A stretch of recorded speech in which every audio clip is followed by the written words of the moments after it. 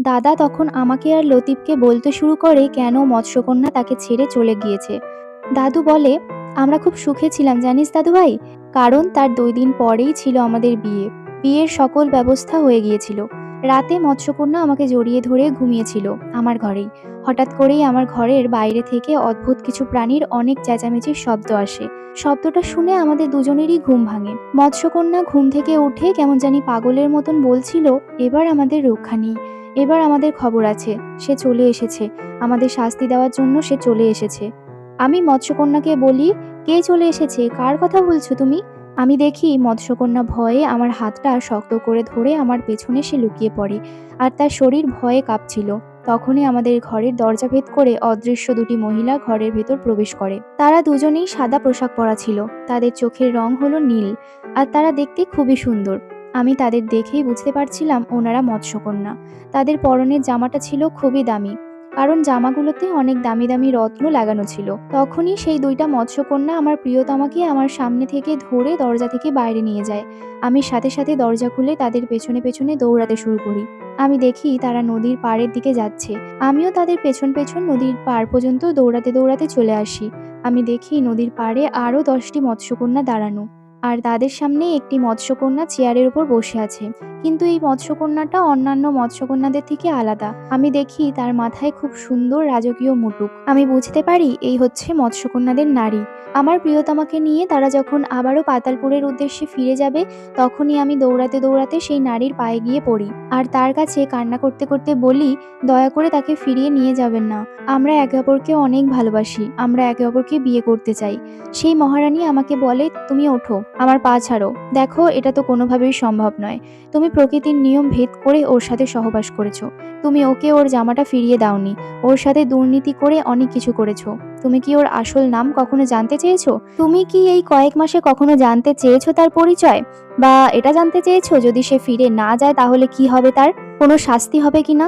না, তুমি জানতে চাওনি। তুমি শুধু তাকে ব্ল্যাকমেল করে তার শরীরকে ভোগ করেছো, তার যৌবনকে ভোগ করেছো। সব পুরুষ মানুষই এক, তাই তো আমরা পুরুষ মানুষদের ঘৃণা করি। আর তোমার কি মনে হয় আমরা ওকে জোর করে নিয়ে যাচ্ছি? ও শুরুর দিন থেকেই আমাদেরকে ডাকার জন্য অনেক চেষ্টা করেছে, কিন্তু মাটিতে থাকার কারণে সে আমাদেরকে সিগন্যাল দিতে পারছিল না। আচ্ছা, যখন তোমার সাথে ও নদীর পাড়ে ঘুরতে গিয়েছিল তখনই সে আমাদের কাছে সিগন্যাল দিয়ে গিয়েছিল। আমি দেখি এখন আমার প্রিয়তমা মৎস্যকন্যা আমাকে দেখে হাসছে। আমি তার হাতের দিকে তাকিয়ে দেখি জার্সির লাল জামাটা তখন তার হাতে। আসলে আমি যখন দরজা খুলে পাগলের মতন তার পেছন পেছন ছুটছিলাম, তখনই তারা আমার ঘর থেকে সেই জামাটা নিয়ে এসেছে। তারা সকলে আস্তে আস্তে পানিতে নেমে পড়ে, আর আমি শুধু হতবাক হয়ে সেই সব কিছু দেখছি। আমি ভাবতেই পারছিলাম না আমার প্রিয়তমা আমাকে এত বড় ধোঁকা দিল। দেখতে দেখতে তারা পানির অটল গভীরে মিলিয়ে গেল, আর পাগলের মতন সেখানে বসে অনেকক্ষণ যাবৎ কান্না করছিলাম আমি। হ্যাঁ, এটা ঠিক, আমি তাকে জবরদস্তি অনেক কিছু করেছি, কিন্তু এখন তো আমি তাকে অনেকটা ভালোবাসি। কিন্তু এটা আমি এখন আর তাকে কি করে বোঝাবো? সে তো এখন আমার জীবনে আর নেই। সে যদি আমাকে আরেকটা সুযোগ দিত। দাদা ভাই, সেদিনের পর থেকে আমি নাওয়া খাওয়া বন্ধ করে দিয়েছি আস্তে আস্তে। সব সময় মাঝ নদীতে পড়ে থাকতাম তাকে একটা বার দেখার আশায়। এইসব পাগলামি দেখে আমার পরিবার ধরে নেয় আমার মাথায় মানসিক সমস্যা হয়েছে। আমি আমার পরিবার ও গ্রামবাসীদের সবাইকে বলেছিলাম, কিন্তু কেউ কখনো বিশ্বাস করেনি। সবাই ধরে নিয়েছে মৎস্যকন্যারা খারাপ। আসলে মৎস্যকন্যারা কখনো খারাপ হয় না। আমি তখন দাদুর কাছে জানতে চাই, কিন্তু দাদু, আমাদের গ্রামে কেউ যে মাঝ নদী থেকে রাতের বেলায় আর ফিরে আসতে পারে না। সবাই তো বলে মৎস্যকন্যা তাদের হত্যা করে আর খেয়ে ফেলে। আমার প্রশ্নের উত্তরে দাদু আমাকে বলে, আরে না না, মৎস্যকন্যারা কখনোই মানুষের মাংস খায় না, কারণ তাদের পাতালপুরীর জগতে ভাবার মতন অনেক কিছু আছে। এইসব ঘটনাগুলো করে পানিতে বসবাসকারী ডাইনি। ডাইনি মানে? দাদা, নদীতে ডাইনি থাকে নাকি? হ্যাঁ নাতি, নদীতেই একটি করে ডাইনি বসবাস করে, যারা কিনা সব সময় চোখে চোখে রাখে কোনো মানুষ একা গভীর রাতে নদীর কাছে আছে কিনা। যদি কোনো মানুষকে তারা নদীর মাঝে রাতের বেলায় পায়, তাহলে তাদেরকে তারা মায়ার মাধ্যমে পানিতে নামিয়ে হত্যা করে।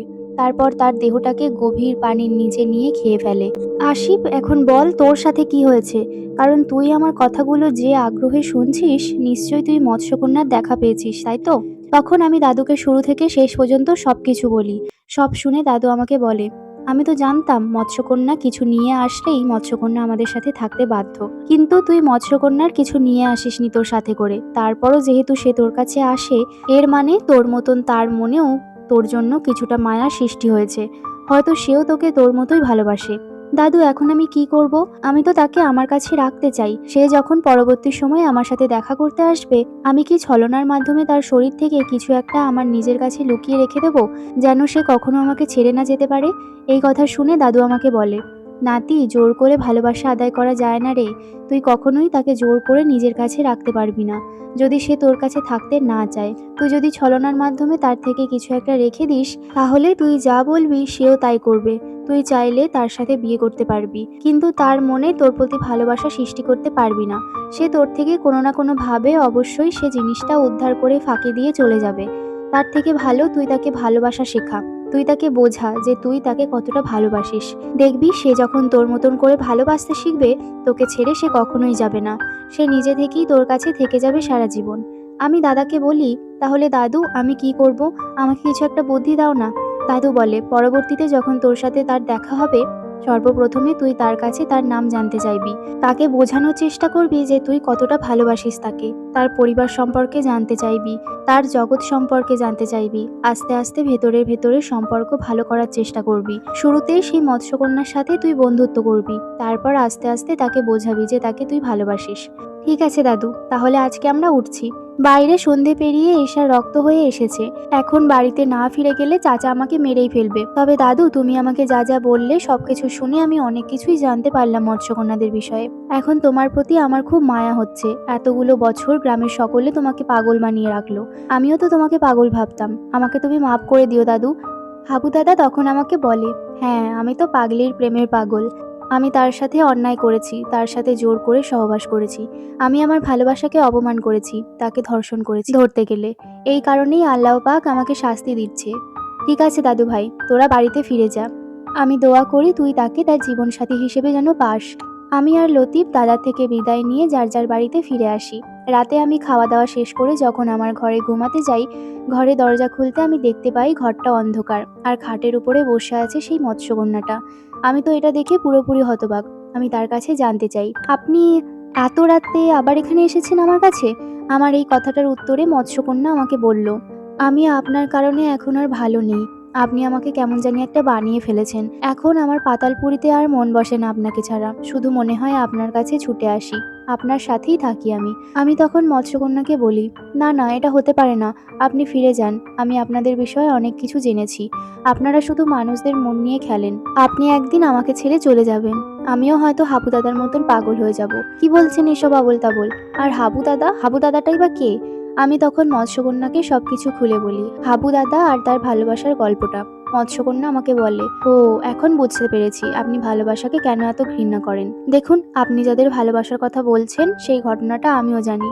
আমি তখন খুব ছোট, তখন এই ঘটনাটা ঘটেছে। আপনি কি জানেন আমি আসলে কে আর কার সন্তান? আমি হচ্ছি সেই মহারানীর সন্তান, যে কিনা হাবু দাদার কাছ থেকে সেই মৎস্যকন্যাকে নিয়ে গিয়েছিল।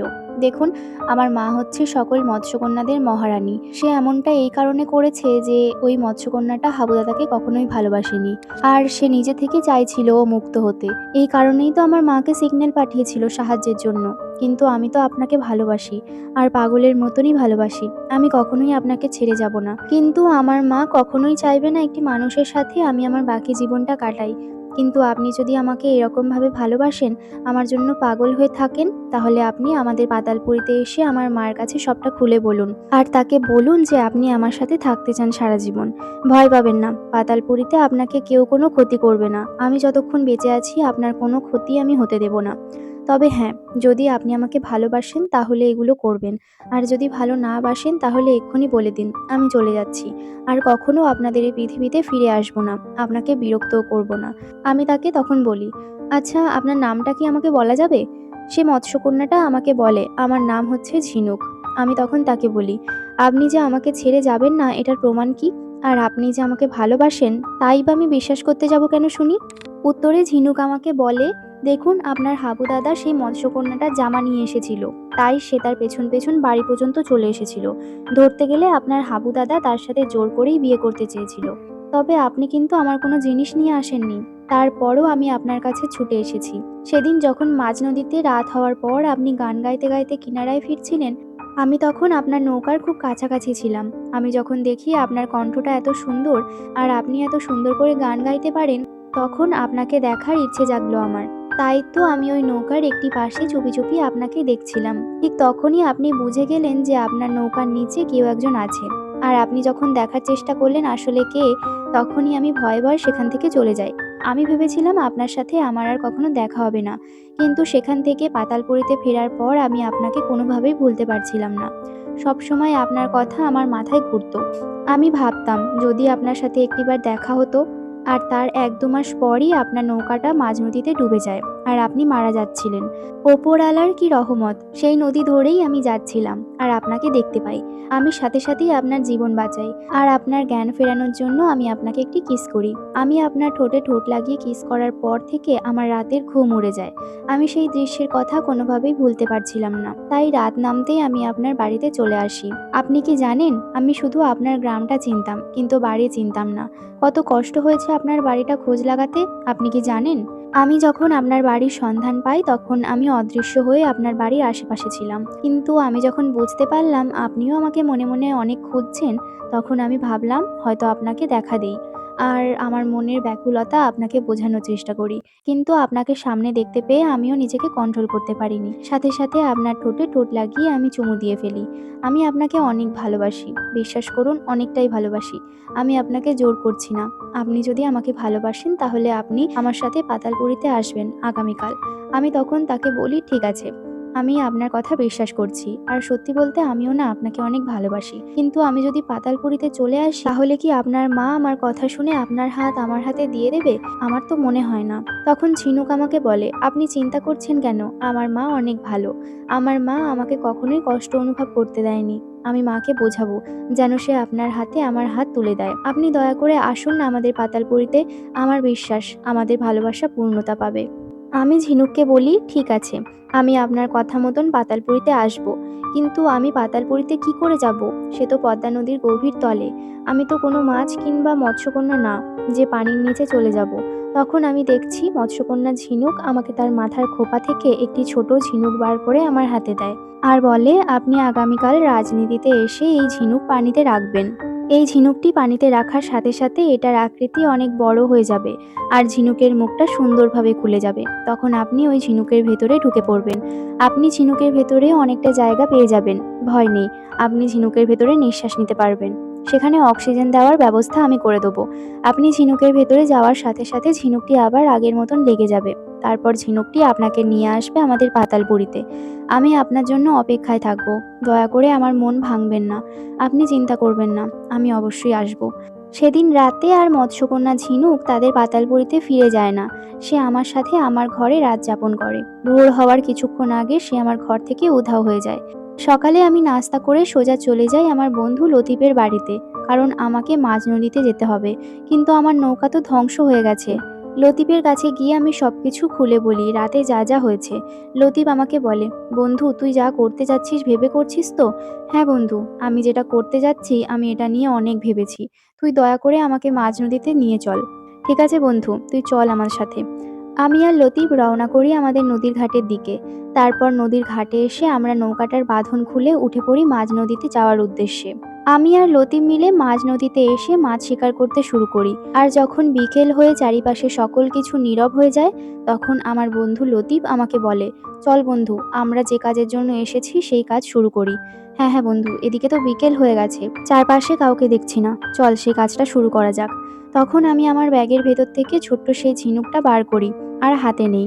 তারপর সেই ঝিনুক আমি পানিতে ভাসিয়ে দেই। কিছুক্ষণের ভেতরেই সেই ঝিনুকটা আস্তে আস্তে বড় হতে শুরু করে আর দেখতে দেখতে সেটা অনেক বড় হয়ে যায়।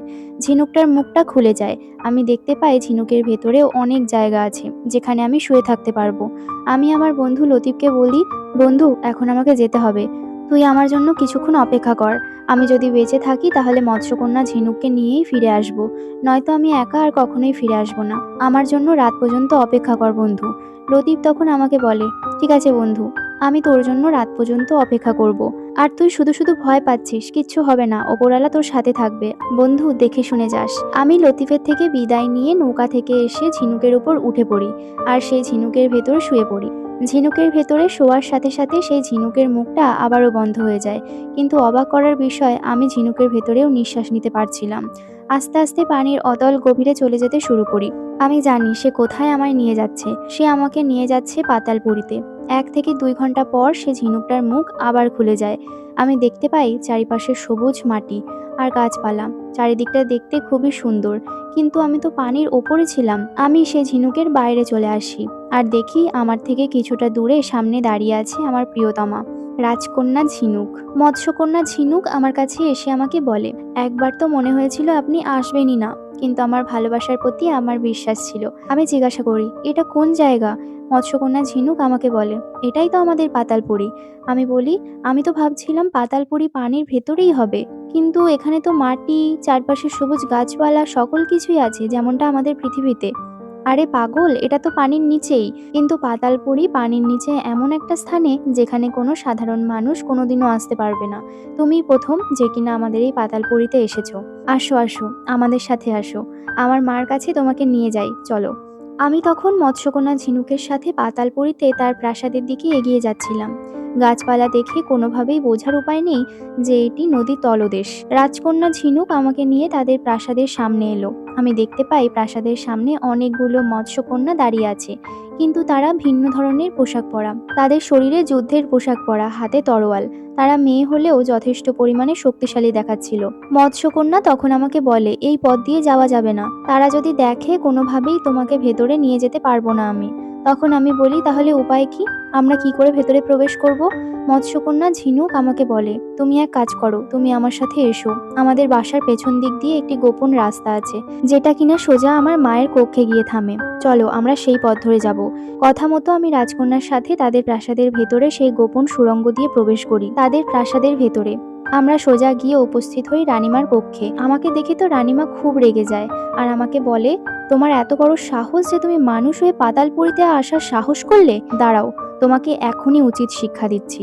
রানীমা যখন অন্যান্য মৎস্যদের ডাকতে যাবে, তখনই রাজকন্যা ঝিনুক তার মায়ের মুখটা চেপে ধরে। তারপরে বলে, মা তুমি দয়া করে কাউকে ডেকো না। সে শুধু তোমার সাথে কথা বলার জন্যই পাতালপুরীতে এসেছে। আমি তাকে ভালোবাসি, সেও আমাকে ভালোবাসে। দয়া করে তুমি তার কথা শোনো মা। রানীমা শান্ত হয় আর বলে, ঠিক আছে, বলো তুমি কি বলতে চাও মানুষ সন্তান। তখন আমি রানীমাকে বলি, রানীমা আমি না আপনার মেয়েকে অনেক ভালোবাসি। বিশ্বাস করুন, আমি ঝিনুককে ছাড়া বাঁচতে পারবো না। আপনার পায়ে ধরছি, আপনি আপনার মেয়ের হাতটা আমার হাতে তুলে দিন। দয়া করুন রানীমা, দয়া করুন। কি, তুমি আমার মেয়েকে ভালোবাসো? কিন্তু আমি কেন একটি সাধারণ মানুষের কাছে আমার মেয়ের হাত তুলে দেবো? এটা কখনোই হয় না। তুমি ফিরে যাও তোমাদের দুনিয়ায়, আর কখনো এখানে আসার সাহস দেখিও না। তখন ঝিনুক তার মাকে বলে, মা ওকে ছাড়া আমিও বাঁচতে পারবো না। তুমি যদি আমাকে ভালোবাসো মেনে নাও, আর তা না হলে আমরা দুজন দুজনের জান নিয়ে নেব। আমরা আত্মহত্যা করব মা। দয়া করে তুমি আমাদের ভালোবাসাটা মেনে নাও, দয়া করে মা। ও আচ্ছা, তার মানে তোমাদের ভালোবাসা না মানলে তোমরা আত্মহত্যা করবে। ঠিক আছে, দাঁড়াও আমি এখনই আসছি। আমরা দেখলাম রানীমা তার খাবার ঘরে গেল। তারপরে কিছুক্ষণ পর সেখান থেকে বের হয়ে এলো। এখন তার ২ হাতে ২টি সবুজ রঙের আপেল। রানীমা আপেল দুটি আমাকে এগিয়ে দিল আর বলল, এই ২টি আপেল তোমরা দুজনে খাও। কিন্তু মনে রেখো, এই ২টি আপেলের ভেতর বিষ আছে। তোমরা খাওয়ার সাথে সাথে কিন্তু মারা যাবে। তখন ঝিনুকমালা বলে, তার মানে তুমি আমাদের ভালোবাসা মানবে না? তাহলে তুমি যেটা চাও সেটাই হোক। এটা বলে ঝিনুকমালা তার মায়ের হাত থেকে একটি আপেল নিয়ে নিল। আমিও ঝিনুকমালার দেখা দেখি তার মায়ের হাত থেকে আরেকটি আপেল নিয়ে নিই। আমরা দুজনে একসাথে সেই ২টি আপেল খেয়ে ফেলি। খাবার কিছুক্ষণ পর আমাদের সাথে যা হলো, আমরা আপেলগুলো খাওয়ার ২ মিনিট পর্যন্ত অপেক্ষা করি মৃত্যুর জন্য, তবে আমাদের কিছুই হচ্ছিল না। তখন মহারানী আমাদেরকে বলে, ভয় নেই, তোমরা মরে যাবে না। এটা তো একটা পরীক্ষা ছিল। আমি শুধু দেখছিলাম তোমরা কি আসলেই একে অপরকে সত্যি ভালোবাসো কিনা। তবে এখন তো দেখছি তোমরা একে অপরকে নিজেদের থেকেও অনেক বেশি ভালোবাসো। তোমাদের ভালোবাসার কাছে আমি হার মানতে বাধ্য হলাম। ঠিক আছে আসিফ, তোমার হাত আমার মেয়ের হাতে তুলে দেব, কিন্তু একটা শর্ত আছে। আমি রানীমাকে বলি, কি শর্ত রানীমা? দেখো আসিফ, তোমার হাত আমার মেয়ের হাতে তুলে দেওয়ার পর তুমি তাকে নিয়ে চিরকালের মতন তোমাদের দুনিয়ায় চলে যাবে, আর কোনোদিন আমাদের পাতালপুরীতে তাকে নিয়ে ফিরতে পারবে না তুমি। আমি জানি না কি বলি, আমার শুধু ঝিনুককেই চাই। আমার আর কিচ্ছু লাগবে না। আমি আর কখনোই পাতালপুরী ফিরবো না। আমার অন্য কোনো কিছুর ওপরেই লোভ নেই। দয়া করে শুধু আমার হাতে ঝিনুকের হাতটা তুলে দিন আপনি, তাতেই আমি খুশি। রানীমা আমাকে বলে, তোমার উত্তর শুনে আমি অনেক খুশি হলাম। আর এটা জেনে ভালো লাগছে যে তোমার টাকা পয়সার প্রতি কোনো লোভ নেই। তুমি শুধু আমার মেয়েকে চাও। তবে আমি যে মা, আমার মেয়েকে খালি হাতে কি করে বিদায় করি বলো? তুমি একটু দাঁড়াও, আমি আসছি। এ কথা বলে রানীমা আবারও তার আরেকটি কক্ষে চলে গেল। তার কিছুক্ষণ পর যখন রানীমা সেই কক্ষ থেকে বের হলো, আমি দেখি রানীমার হাতে একটি খুব সুন্দর সোনার কলসি। রানীমা কলসিটি আমার হাতে দিয়ে বলল, এই নাও, এটা তুমি রাখো। না না রানীমা, আমার এগুলো দরকার নেই। আল্লাহ পাক আমাকে যথেষ্ট দিয়েছে। আমাকে দুটি হাত দিয়েছে, যেটা দিয়ে আমি রোজগার করতে পারি। আমার এগুলো কোনো দরকার নেই রানীমা। রানীমা তখন আমাকে বলে, কি বারবার রানীমা রানীমা বলছো? এখন তো আমার মেয়ে তোমার ঘরের বউ। তুমি শুধু আমাকে মা বলবে। আর এখন যদি মা খুশি হয়ে কিছু দেয় সেটা নিতে হয় বাবা। ধরো, এই কলসিটা তুমি তোমার হাতে নাও। আমি রানীমার হাত থেকে সেই কলসিটা আমার হাতে নিই, আর দেখি কলসিটা পুরোপুরি সোনার মোহরে ভরা। এতগুলো সোনার মোহর দেখে আমার তো চোখ কপালে উঠে যায়। তখন রানীমা আমাকে বলে, এই কলসিটা সবসময় সোনার মোহরে ভর্তি থাকে। তুমি সকল মোহর বার করে ফেললেও এক রাতের ভেতরেই আবার কলসি পুরোপুরি সোনার মোহরে ভরে যাবে। আমি জানি আসিফ, তোমার টাকা পয়সা সোনা দানার কোনো লোভ নেই, কিন্তু তুমি এটা দিয়ে অনেকের উপকার করতে পারবে। তোমার আশেপাশে যত এতিম সন্তানেরা আছে, তারা যেন কখনো কষ্টে না থাকে, তাদেরকে তুমি এই মোহর দিয়ে সাহায্য করতে পারবে। হয়তো আল্লাহ পাক এটাই চায় যে তোমার হাতের মাধ্যমে তাদের সাহায্যগুলো পৌঁছে দিতে। তোমাদের দুজনের জন্য আমার মন থেকে দোয়া রইল। শেষবারের মতন ঝিনুক তার মাকে জড়িয়ে ধরে কিছুক্ষণ কান্না করে। তখন রানীমা ঝিনুককে বলে, কান্না কেন করছিস পাগলি? সব মেয়েই তো একদিন তার মাকে ছেড়ে যেতে হয়। তুই চিন্তা করিস না, আমার যখন তোকে খুব দেখতে ইচ্ছা করবে আমি চলে আসবো তোদের দুনিয়ায়। তুই ভালো থাকিস মা। এরপর আমি আর ঝিনুক রানীমার থেকে বিদায় নিয়ে আবার পাতালপুরীর বাইরে চলে আসি। তারপর সেই জাদুকরি ঝিনুকের ভেতরে করে আমাদের দুনিয়ায় ফিরে আসি। ওপরে আসার পর আমি দেখি চারিপাশে অন্ধকার হয়ে গেছে, কিন্তু আমার বন্ধু এখনো আমার জন্য অপেক্ষা করছে। বন্ধু আমাদের হাত ধরে তার নৌকায় ওঠায়। আমার বন্ধু লতিফ এ জীবনে প্রথম মৎস্যকন্যা দেখলো। সে তো ঝিনুককে দেখে এক দৃষ্টিতে তার দিকে তাকিয়ে আছে। কিছুক্ষণ তাকিয়ে থেকে আমার বন্ধু লতিফ আমাকে বলে, অবশেষে তোদের ভালোবাসা পূর্ণতার ছোঁয়া পেল। কিন্তু দোস্ত, তোর হাতে ওটা কিসের কলসি? দেখে তো সোনা পয়সা মনে হচ্ছে। তখন আমি আর ঝিনুক মিলে লতিফকে সবকিছু খুলে বলি। লতিফ বলে, আল্লাহ যা করে ভালোর জন্যই করে। চল এখন আমরা আমাদের বাড়িতে ফিরে যাই। আচ্ছা বন্ধু আসিফ, তুই কি চাচা জানকে সবকিছু বলে দিবি ঝিনুকের বিষয়ে? আমি তখন লতিফকে বলি, দেখ চাচা আমার বাবার মতন, আমি চাচা চাচির কাছে এগুলো লুকাতে পারবো না। তাদেরকে আমি সবকিছু খুলে বলবো। আমার বিশ্বাস চাচা চাচি আমার বিষয়টা বুঝতে পারবে, আর ঝিনুককে তারা মেনে নেবে। কিছুক্ষণের ভেতরেই আমাদের গ্রামের ঘাটে আমরা পৌঁছাই। তারপর লতিফ নৌকা বেঁধে আমাদের সাথে আমাদের বাড়িতে উপস্থিত হয়। আমরা দূর থেকে দেখছিলাম চাচা চাচি আমার অপেক্ষায় বারান্দায় এসে বসে আছে। চাচা চাচি আমার সাথে এত সুন্দরী একজন মেয়েকে দেখে পুরোপুরি অবাক হয়ে যায়, আর আমার কাছে জানতে চায়, এই মেয়েটি কে? তুমি কোথা থেকে ধরে নিয়ে এলে এই মেয়েকে? আমি চাচাকে বলি, আপনারা ঘরে আসুন, আমি সবকিছু বলছি। আমি চাচা চাচিকে ঘরে নিয়ে এসে সবকিছু খুলে বলি, শুরু থেকে শেষ পর্যন্ত আমাদের সাথে যা যা হয়েছে সবকিছু। সবটা বলার পর আমি সোজা চাচার পায়ে গিয়ে পড়ি আর বলি, চাচা আপনি আমাদের সম্পর্কটা মেনে নিন। আমি ঝিনুককে ছাড়া বাঁচবো না। চাচা বিশ্বাস করুন, আমি ঝিনুককে ছাড়া সত্যিই বাঁচবো না। চাচা আমাকে বলে, বাপধন তুই আমার সন্তান, উঠে দাঁড়া। কান্নাকাটি কেন করছিস? আমি উঠে দাঁড়াই। চাচা যখন আমাকে বলে, তুই বাপ মাহারা একজন এতিম সন্তান, ছোট থেকেই তোকে আমি মানুষ করেছি, আমার সন্তানের মতন করেই মানুষ করেছি। তুই কখনো আমাদের কাছে কিচ্ছু চাসনি, আর আজকে একটিমাত্র জিনিস চাচ্ছিস আমাদের কাছে, আমরা যেন তোদের সম্পর্কটা হাসি মুখে মেনে নিই। তুই আমার সন্তান, তুই কখনো ভুল মানুষের হাত ধরবি না, এটা আমার বিশ্বাস। তবে আসিফ, তোমরা শুনে রেখো, আমার বাড়ির বউ ঝিনুক যে একটি মৎস্যকন্যা, এই কথাটা যেন আর কেউ না জানে গ্রামের। আমরা সকলকে বলি, ঠিক আছে চাচা, কেউ কোনোদিন জানবে না যে ঝিনুক একটি মৎস্যকন্যা। তারপরের দিন চাচা যেন অনেক ধুমধাম করে আমার আর ঝিনুকের বিয়ে দেয়। বিয়ের দিন রাতে ঝিনুক বউ সেজে বাসর ঘরে আমার জন্য অপেক্ষা করছিল, কিন্তু আমার ভয় লাগছিল আমি ভেতরে গিয়ে কি করব। আমি খুব নার্ভাস ছিলাম। আমি আমার বন্ধু লতিফকে বলি, দোস্ত আমি ভেতরে যেয়ে কি করব, আমার অনেক ভয় লাগছে। লতিফ আমাকে বলে, আমি কি করে বলবো, আমি কি বিয়ে করেছি নাকি? আমিও তো এসব বিষয়ে কিছুই জানি না। চাচাকে ডেকে নিয়ে আসি, আসিফ চাচার কাছে জিজ্ঞাসা করি কি করব। ধুর শালা, মার খাবি কিন্তু, মজা নিচ্ছিস না? যা শালা, তোর কিছু করতে হবে না, তুই তোর বাড়িতে যা, আমার বউ আমি বুঝে নেব কি করতে হবে। এটা বলে আমি জোরে জোরে পা চালিয়ে সোজা চলে যাই আমার বাসর ঘরে। ঘরে এসে আমি ঘরের ভেতরে ঢুকে দরজাটা লাগিয়ে দিই। দরজাটা লাগিয়ে আমি ঘরে তাকিয়ে দেখি ঝিনুক সুন্দর একটি লাল টকটকে শাড়ি পরে ঘোমটা টেনে খাটের উপর বসে আছে। তাকে দেখে আমার সব সাহস যেন উধাও হয়ে গেল। ভয়ে পা কাঁপছিল আমার। ভয়ে ভয়ে তার কাছে গিয়ে বসলাম। তারপর আলতো করে তার ঘোমটাটা উঠিয়ে দেখি মাশাআল্লাহ কি সুন্দর লাগছে তাকে আজকে। আমি শুধু তার দিকেই তাকিয়েছিলাম, কারণ কিছু বলার মতন আমার সাহস ছিল না। এভাবেই বেশ কিছুক্ষণ কেটে যাওয়ার পর ঝিনুক আমাকে বলে, কি হলো, আপনি ওইভাবে ড্যাব ড্যাব করে তাকিয়ে আছেন কেন? কিছু বলবেন না? নাকি সারা রাত শুধু আমার দিকে তাকিয়ে থাকবেন? না মানে হ্যাঁ বলবো। আমি আমতা আমতা করে বলি, ঝিনুক তুমি কখনো আমাকে ছেড়ে যাবে না তো? তখন ঝিনুক আমাকে বলে, যাব, যদি তুমি কখনো আমায় বকা দাও কিংবা আমাকে মারো, তাহলে আমি মার কাছে চলে যাব, এই বলে দিলাম। না না, আমি কখনো তোমাকে বকা দিব না, আর তোমার গায়ে হাতও তুলব না। আমি তোমাকে সারা জীবন পাগলের মতন ভালোবাসবো। আমি কখনো তোমাকে আমার থেকে আলাদা হতে দিব না। ঠিক আছে আসিফ সাহেব, সেটা না হয় সময় এলে দেখব। এখন আসুন আল্লাহর কাছে নতুন জীবনের জন্য দোয়া করি। এরপর আমি আর ঝিনুক মিলে নামাজ পড়ি এবং আল্লাহকে বলি, তুমি আমাদের নতুন জীবন রহমতে ভরিয়ে দাও। আমাদের ভালোবাসা যেন সারা জীবন এমনই থাকে একে অপরের প্রতি। গল্পটি সমাপ্ত হলো। তো আপনাদের সকলের কাছে এই মৎস্যকন্যা গল্পটি কেমন লেগেছে অবশ্যই আমাকে কমেন্ট করে জানাবেন। আমার তো রাতে ঘুমানোর আগে গল্প শুনতে বেশ মজা লাগে। আপনারা কখন আমার গল্প শোনেন আমাকে কমেন্ট করে অবশ্যই জানাবেন। ভিডিওটি ভালো লাগলে আর অবশ্যই গল্পটিও ভালো লাগলে একটি লাইক করে দেবেন, যাতে আমি আরও নতুন নতুন আপনাদের গল্প শোনাতে আগ্রহ পাই। আমার চ্যানেল মনুপ্রিয়া সরকারে কিন্তু রেগুলার শর্টস আসতেই থাকে। Many new nail art collection with interesting story. আর 2 থেকে 3 দিন অন্তর অন্তর রেগুলার একটি করে লং ভিডিও এই চ্যানেলে আসবে, যেখানে থাকবে অনেক অনেক nail art collection with interesting story.